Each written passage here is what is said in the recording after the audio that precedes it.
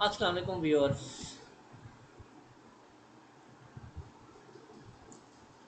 ज़रा तसव्वुर करें, आपकी वर्कशॉप में एक इलेक्ट्रिक बाइक आती है। कस्टमर परेशान होकर कहता है, उस्ताद जी कल रात तक तो बिल्कुल ठीक चल रही थी, आज सुबह स्टार्ट ही नहीं हो रही। आपने बाइक का ज़हरी मुआयना किया, टायर्स चेक किए, मोटर सही नज़र आ रही है, वायरिंग भी बज़ाहिर दुरुस्त है, लेकिन गाड़ी फिर भी नहीं चल रही। अब सवाल ये है कि असल ख़राबी कहाँ है? क्या बैटरी ख़राब है? क्या कंट्रोलर ख़राब है? क्या मोटर ख़राब है? या सिर्फ एक छोटा सा फ्यूज़ जल गया है?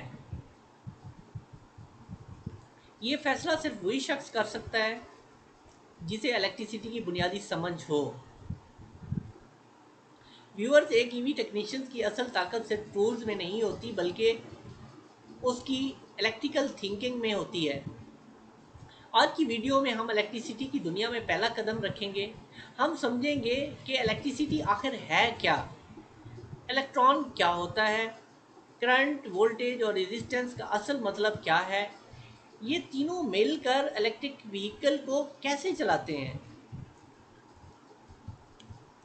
व्यूअर्स, हम रोज़ाना बिजली इस्तेमाल करते हैं, मोबाइल चार्ज करते हैं, पंखा चलाते हैं, एलईडी बल्ब रोशन करते हैं, इलेक्ट्रिक बाइक चलाते हैं, लेकिन क्या हमने कभी सोचा कि इलेक्ट्रिसिटी हकीकत में है क्या? सादा अल्फाज में इलेक्ट्रिसिटी इलेक्ट्रॉन्स की मुनज़्ज़म हरकत, फ्लो का नाम है। हर मेटल यानी मादा बहुत छोटे ज़रात यानी एटम से मिलकर बना होता है, और हर एटम के अंदर मज़ीद छोटे ज़रात होते हैं जिनको हम प्रोटॉन, न्यूट्रॉन, इलेक्ट्रॉन कहते हैं। इलेक्ट्रॉन मनफी या नेगेटिव चार्ज रखता है। जब यही इलेक्ट्रॉन्स एक जगह से दूसरी जगह हरकत करते हैं तो हम इसे इलेक्ट्रिसिटी कहते हैं। यानी इलेक्ट्रिसिटी कोई जादू नहीं, बल्कि बेशुमार इलेक्ट्रॉन्स की मुनज़्ज़म हरकत है। फ़र्ज़ करें आपके शहर में पानी की एक बड़ी टंकी है। इस टंकी से पानी पाइपों के ज़रिए घरों तक पहुंचता है। अगर पानी ना बहे तो नल से कुछ नहीं निकलेगा। बिल्कुल उसी तरह अगर इलेक्ट्रॉन्स हरकत ना करें तो कोई इलेक्ट्रिकल डिवाइस नहीं चलेगी। ये मिसाल पूरी इलेक्ट्रिकल इंजीनियरिंग समझने में आपकी मदद करेगी। अब अगले सवाल की तरफ आते हैं कि आखिर इलेक्ट्रॉन्स हरकत क्यों करते हैं। इसकी वजह है वोल्टेज। वोल्टेज दरअसल वो कुव्वत या दबाव यानी इलेक्ट्रिकल प्रेशर है जो इलेक्ट्रॉन्स को हरकत करने पर मजबूर करते हैं। पानी वाली मिसाल में सोचें, अगर पानी की टंकी बहुत ऊंची जगह पर हो तो पानी ज़्यादा दबाव से बहेगा। अगर टंकी नीचे हो तो दबाव कम होगा। इसी तरह वोल्टेज जितनी ज़्यादा होगी उतना ही ज़्यादा इलेक्ट्रिकल प्रेशर मौजूद होगा। इसीलिए वोल्टेज को अक्सर इलेक्ट्रिकल प्रेशर भी कहा जाता है। इसकी इकाई वोल्ट यानी वी है। अब हम बात करते हैं करंट की, कि करंट आखिर है क्या। अब फ़र्ज़ करें पानी बहना शुरू हो गया। सवाल ये है कि एक सेकंड में कितनी मिकदार में पानी गुजर रहा है। ये फ़्लो है या इसको फ़्लो बोलते हैं कहते हैं। इलेक्ट्रिसिटी में इसी फ़्लो को करंट कहते हैं। करंट दरअसल ये बताता है कि एक सेकंड में कितने इलेक्ट्रॉन एक जगह से दूसरी जगह जा रहे हैं। करंट की इकाई एम्पेयर या एम्प है। अगर वोल्टेज दबाव है तो करंट बहाव है। Means if voltage is called pressure then current is called flow. अब हम बात करते हैं रेजिस्टेंस की, कि आखिर रेजिस्टेंस क्या होती है। अब फ़र्ज़ करें पानी का पाइप दरमियान से तंग हो जाए, क्या होगा? पानी का बहाव कम हो जाएगा। क्यों? क्योंकि रास्ते में रुकावट आ गई। इलेक्ट्रिसिटी में इसी रुकावट को रेजिस्टेंस कहते हैं।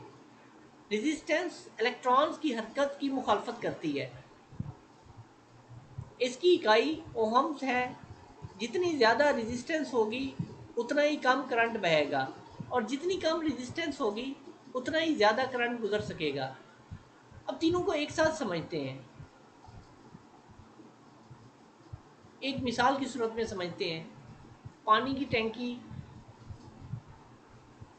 वोल्टेज को हम समझ सकते हैं कि ये पानी की टैंकी को हम कह रहे हैं, पानी के बहाव को हम करंट कह रहे हैं, पानी की जो तंगी है, पाइप की जो तंगी है, उसको हम रेजिस्टेंस कह रहे हैं।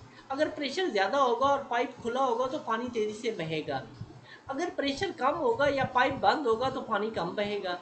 बिल्कुल यही असूल इलेक्ट्रिक व्हीकल के हर सर्किट में काम करता है। फ़र्ज़ करें एक इलेक्ट्रिक स्कूटर में 72 वोल्ट बैटरी लगी हुई है। आमतौर पर जो स्कूटीज़ हैं या स्कूटर्स हैं उनमें पहले 48 वोल्ट की बैटरी यूज़ होती थी।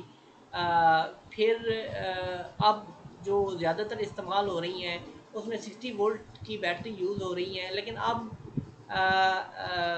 रुझान जो है 72 वोल्ट की बैटरी की तरफ चला गया है। तो व्यूअर्स, आखिर ये 72 वोल्ट है क्या? ये बैटरी का इलेक्ट्रिकल प्रेशर है। अब ड्राइवर एक्सीलेटर दबाता है, कंट्रोलर मोटर को करंट फ्राहम करता है। करंट जितना ज़्यादा होगा मोटर उतनी ज़्यादा ताकत पैदा करेगी। अगर कहीं वायरिंग ढीली हो जाए या कनेक्टर जंग आलूद हो जाए तो रेजिस्टेंस बढ़ जाएगी, रेजिस्टेंस बढ़ने से करंट कम हो जाएगी, मोटर की परफॉर्मेंस मुतासर होगी, गाड़ी कमज़ोर महसूस होगी, बाज़ औक़ात कनेक्टर गर्म भी होने लगेगा। यही वजह है कि एक प्रोफेशनल टेक्नीशियन सिर्फ पार्ट नहीं देखता बल्कि करंट, वोल्टेज और रेजिस्टेंस के ताल्लुक को भी समझता है। फ़र्ज़ करें एक कस्टमर शिकायत करता है, बाइक की रफ्तार पहले जैसी नहीं रही। एक आम मैकेनिक शायद फ़ौरन मोटर बदलने की बात करे, लेकिन एक ईवी टेक्नीशियन पहले मल्टीमीटर निकालता है, बैटरी वोल्टेज चेक करता है, करंट ड्रा कितनी हो रही है वो देखता है, कनेक्टर्स इंस्पेक्ट करता है, रेजिस्टेंस बढ़ने की अलामत तलाश करता है और असल खराबी ढूंढता है। यही प्रोफेशनल डायग्नोसिस है। नए तलबा अक्सर ये गलती करते हैं, वो समझते हैं कि ज़्यादा वोल्टेज का मतलब हमेशा ज़्यादा स्पीड है या ज़्यादा करंट हमेशा अच्छी बात है। हकीकत ये है कि हर कंपोनेंट की अपनी डिज़ाइन लिमिट्स होती हैं। ज़रूरत से ज़्यादा करंट हीट पैदा कर सकती है, ज़्यादा रेजिस्टेंस पावर लॉस पैदा करती है और कम वोल्टेज से परफॉर्मेंस मुतासर हो सकती है। इसीलिए हर रीडिंग को सिस्टम के मुताबिक समझना ज़रूरी है। जब भी किसी ईवी पर काम करें तो सबसे पहले 3 चीज़ें चेक करने की आदत डालें: battery voltage, wiring connections, connector condition. अक्सर छोटे फॉल्ट्स यही 3 चीज़ें चेक करने से मिल जाते हैं। याद रखें, डोंट गैस, मेजर इट। ये असूल बना लें। ये हर EV technician, professional EV technician का असूल होना चाहिए कि don't guess it, measure it. यानी कि अंदाज़ा ना लगाएं, इसकी मेजरमेंट करें, चेक करें मल्टीमीटर से, वोल्टेज मेजर करें, कितने वोल्टेज आ रहे हैं, करंट चेक करें, बाकी पैरामीटर चेक करें, अंदाज़ा ना लगाएं।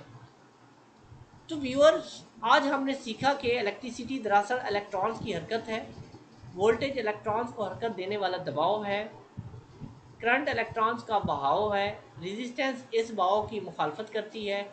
ईवी के हर इलेक्ट्रिकल सर्किट में यही 3 बुनियादी कंसेप्ट्स काम करते हैं। अगर आपने आज का सबक अच्छी तरह समझ लिया है तो यकीन करें आपने ईवी टेक्नोलॉजी की सबसे मजबूत बुनियाद रख दी है।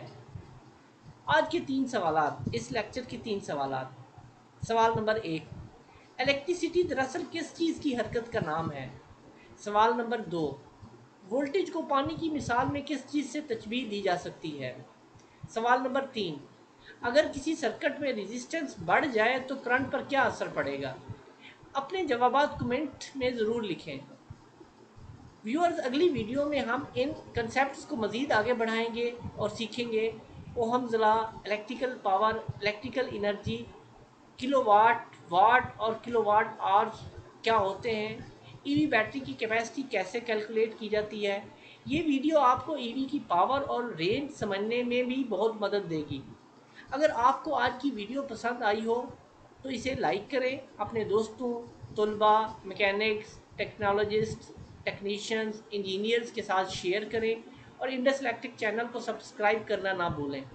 याद रखें, एक कामयाब ईवी टेक्नीशियन पार्ट्स याद नहीं करता बल्कि इलेक्ट्रिसिटी के उसूल समझता है। जब उसूल समझ आ जाएं तो हर नई गाड़ी, हर नई टेक्नोलॉजी और हर नई खराबी को समझना आसान हो जाता है।